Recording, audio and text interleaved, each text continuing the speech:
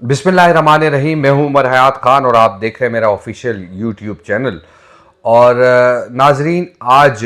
2 फरवरी है, शाबानुल मुअज़्ज़म की आज 13 तारीख है। आज सुबह जो मैंने वीडियो बनाई थी उसमें मैंने ये बताया कि शाबानुल मुअज़्ज़म की आज 12 तारीख है, तो उस पर आप तमाम दोस्तों से माजरत। और अब हम जिस मामले पर बात करना चाहते हैं कि आज तहरीके लब्बैक के हवाले से जो पटिशन लाहौर हाई कोर्ट में दायर की गई थी, वो पटिशन काबिल समाअत करार दे दी गई थी। लेकिन आज जो जज हैं उन्होंने उस पटिशन पर समाअत से इनकार कर दिया और इस पर वीलॉग में बात करेंगे। जो पटिशन है, सरवत फातिमा ने जो है वो रिट पटिशन दायर की थी और जब इस रिट पटिशन को समाअत के लिए मुकर्रर किया गया था तो बाकायदा तौर पे मिनिस्ट्री ऑफ डिफेंस जो है उसमें इसको रिस्पोंडेंट बनाया गया था। और आज जस्टिस फारूक हैदर, जो कि लाहौर हाई कोर्ट के सिंगल रुकनी बेंच में उन्होंने ये केस सुनना था, लेकिन उन्होंने इस केस को सुनने से माजरत कर ली। अब वजूहात क्या है? वजूहात जाहिर है कि जो उन्होंने बयान की हैं जज साहब ने, वो यकीनी तौर पर, क्योंकि जब आपके अदालत में कोई केस लगता है, कोई भी जज हो, तो उसको उस केस की समाअत जो है वो करनी होती है। लेकिन अब वो केस की समाअत से जज ने माजरत की, इनकार किया और ये कहा कि ये केस जो है किसी और जज को जो है वो मुंतकिल किया जाए। अब मसला ये है कि तहरीक लब्बैक के हवाले से हम हमेशा ये बात करते हैं कि अगर तहरीक लब्बैक के लोगों को रिलीफ मिलना है, या फिर हाफिज साद रिजवी या हाफिज अनस रिजवी या तहरीक लब्बैक के रहनुमाओं को रिलीफ मिलना है, कारकुनान को रिलीफ मिलना है, तो वो अदालतों के जरिए मिलना है। जो FIRs दर्ज की गई हैं वो इंसदाद दहशतगर्दी एक्ट के की FIRs हैं और कोई अगर सिंपल कोई दरख्वास्त भी इस हवाले से नहीं है, तो इसीलिए बाकायदा तौर पे जो रिलीफ मिलेगा वो अदालतों से मिलेगा। अदालतें ही जो है वो किसी भी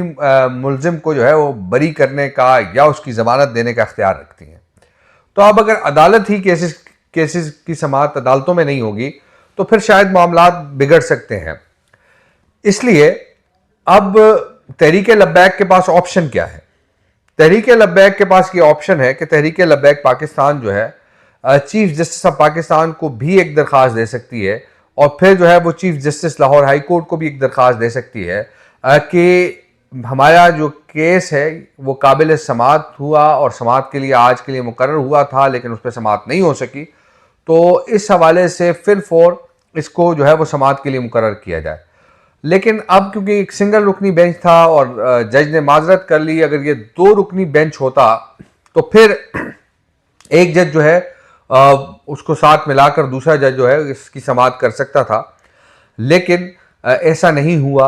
अब शायद ये दरख्वास्त अगर दोबारा दी जाए तो इस पर 2 रुकनी बेंच जो है वो बन सकता है और 2 रुकनी बेंच जो है वो इस केस की समाअत कर सकता है। क्योंकि पहले तो ये है कि रजिस्ट्रार लाहौर हाई कोर्ट ने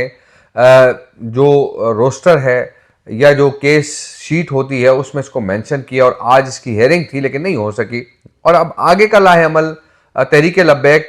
के वकला या तहरीक लब्बैक की जो कानूनी टीम है उसका क्या हो सकता है। लेकिन जो इस वक्त सिचुएशन है, जो हालात हैं, वो ये बता रहे हैं कि तहरीक लब्बैक पाकिस्तान के पास एक मजबूत बेहतरीन मौका है कि वो इस हवाले से चीफ जस्टिस ऑफ पाकिस्तान या फिर जो लाहौर हाई कोर्ट के चीफ जस्टिस हैं उनको बाकायदा लेटर लिखे, या फिर रजिस्ट्रार लाहौर हाई कोर्ट जहां पर केस जो है वो समाअत के लिए मुकर्रर किया गया है वहां उसको खत लिखा जाए और उसके तवस्सुत से जो है वो लाहौर हाई कोर्ट के चीफ जस्टिस तक ये बात पहुंचाई जाए कि हमारा ये जो केस है ये समाअत के लिए मुकर्रर है। अब आज कुछ मुलाकातें भी हुई हैं और उन मुलाकातों के जो नताइज हैं वो भी अब हौसला अफजा नजर आ रहे हैं, क्योंकि एक जो सरकारी न्यूज़ एजेंसी है, सरकारी इदारा है, एसोसिएटेड प्रेस ऑफ पाकिस्तान, उनकी जानिब से तहरीक लब्बैक के हवाले से खबर शाया हुई है और उस खबर में तहरीक लब्बैक पाकिस्तान को कलदम नहीं लिखा गया। यह भी एक बड़ी इंपॉर्टेंट बात है। और अगर कलदम कहा जाए या ना कहा जाए तो सरकारी न्यूज़ एजेंसी लिख सकती थी, सरकारी इदारा था associated press of Pakistan APP, वो इसको लिख सकती थी कलदम, लेकिन उन्होंने नहीं लिखा। इट मीन्स के और कलदम ना लिखने की वजह क्या है ये भी मैं आपको बताऊंगा, क्योंकि आर्टिकल 17 के तहत अगर तहरीक लब्बैक पाकिस्तान पर पाबंदी लगती तो इस पर जो है वो कलअदम लिखा जा सकता था। लेकिन क्योंकि आर्टिकल 17 के तहत पाबंदी नहीं लगी तो इसको कलअदम नहीं लिखा गया, क्योंकि वजारत दाखिला के एक समरी जो मूव की गई वफाकी काबीना में, और वफाकी काबीना ने उस समरी के तनाजुर में तहरीक लब्बैक पाकिस्तान पर पाबंदी आयद की, और ये पाबंदी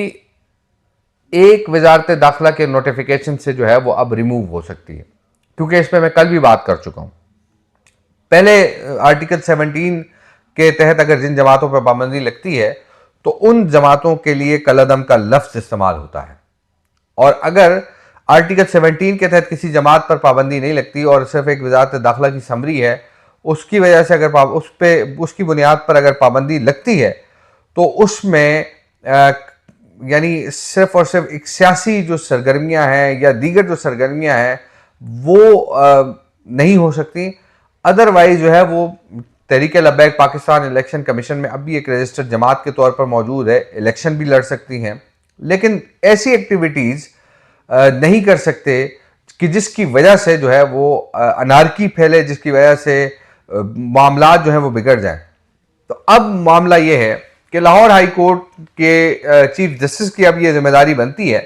कि इस पर तो या तो फिलफोर जज को जो है वो बताया जाए कि आपने इस केस की समाअत करनी है, कि केस जो है वो काबिल समाअत हो गया है। तो बुनियादी तौर पे उस जज की ये जिम्मेदारी थी जस्टिस फारूक हैदर की कि वो इसको सुनता, लेकिन जस्टिस फारूक हैदर ने सुनने से इनकार किया। लेकिन अब तहरीक लब्बैक पाकिस्तान आगे बढ़कर जो मैंने दो अहम नुकात बताए हैं कि एक तो चीफ जस्टिस ऑफ पाकिस्तान को इस हवाले से, या फिर एक और इदारा भी है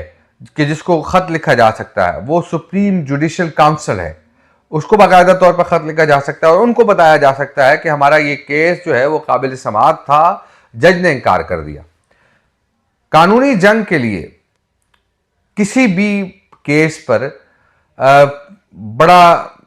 बड़ी गहराई से सोचना पड़ता है, और ये बात देखनी चाहिए कि हमारा जो हमने एक रिट पटिशन की है या हमने कोई चीज़ जो है फाइल की है तो उस पर इसके क्या कॉन्सिक्वेंसेस होंगे। तो ये सारे उस तनाजुर में मेरे ख्याल में तहरीक लब्बैक पाकिस्तान ने जो रिट पटिशन दायर की थी वो रिट पटिशन जो है एक जामे रिट पटिशन थी, और रजिस्ट्रार के पास और कोई चारा नहीं था कि उसको समाअत के लिए मुकर्रर ना करता। और अब जब केस समाअत के लिए मुकर्रर हो गया तो फिर जज साहब की ये बुनियादी जिम्मेदारी थी कि जज साहब उसकी समाअत करते। और मैंने सुबह भी ये बात की थी कि जज साहब जो है वो मिनिस्ट्री ऑफ डिफेंस या वजारत दाखिला या दीगर जो मुतालिका इदारे हैं उनसे पूछ सकते थे कि हाफिज साद रिजवी कहाँ है, हाफिज अनस रिजवी जो है वो कहाँ है, तहरीक लब्बैक के दीगर रहनुमा हैं वो कहाँ है, तो ये पूछा जा सकता था सवाल। लेकिन अब क्योंकि आज समाअत नहीं हुई और कल का रोस्टर जब आएगा तो पता लगेगा कि कौन कौन से केसेस लगे हैं, क्या ये केस किसी और जज को दे दिया गया है या इस पर समाअत होगी या नहीं होगी। लेकिन कुछ हालात जो है हमें जो नज़र आ रहे हैं उसके तहत उसके तनाजुर में अगर देखा जाए तो चीज़ें बेहतरी की जानिब गामजन हो रही हैं, और हम कभी उम्मीद यही रखते हैं कि चीज़ें बेहतर होंगी तहरीक लब्बैक के हक़ में भी और हुकूमत के हक़ में भी। क्योंकि मैं हमेशा एक बात करता हूँ कि तहरीक लब्बैक के लोग मुहिब्बे वतन पाकिस्तानी हैं और वो पाकिस्तान की नज़रियाती असास के मुहाफ़िज़ हैं। तो इस हवाले से तहरीक लब्बैक जो है उसको दीवार से लगाना या उसको पीछे की तरफ धकेलना यह दुरुस्त अमल नहीं होगा। हुकूमत को भी इस बारे में सोचना चाहिए कि हम इनको कैसे जो है वो यूटिलाइज कर सकते हैं पाकिस्तान की तामीर और तरक्की में। क्योंकि अब जब हुकूमती रहनुमा जो है उनसे जब हम बात करते हैं वो ये कहते हैं कि तहरीक लब्बैक का तरीक़ा एहतजाज गलत है, उनके एहतजाज के तरीक़ेकार से उनको इख्तलाफ है। तो इसीलिए बुनियादी तौर पर अगर मिल बैठ के बातचीत के अमल से जो है वो इन तमाम चीज़ों को जो है वो सॉर्ट आउट किया जा सकता है, हल किया जा सकता है। तो बुनियादी जिम्मेदारी यही है कि इसको हल की तरफ जाना चाहिए। तो जनाब मुझे दीजिए इजाज़त। अगर आपने मेरा चैनल सब्सक्राइब नहीं किया हुआ तो मेहरबानी करें और इस चैनल को सब्सक्राइब करें। दोस्तों के साथ वीडियोस को भी आप शेयर कर सकते हैं। मुझे दीजिए इजाज़त। अल्लाह हाफिज़।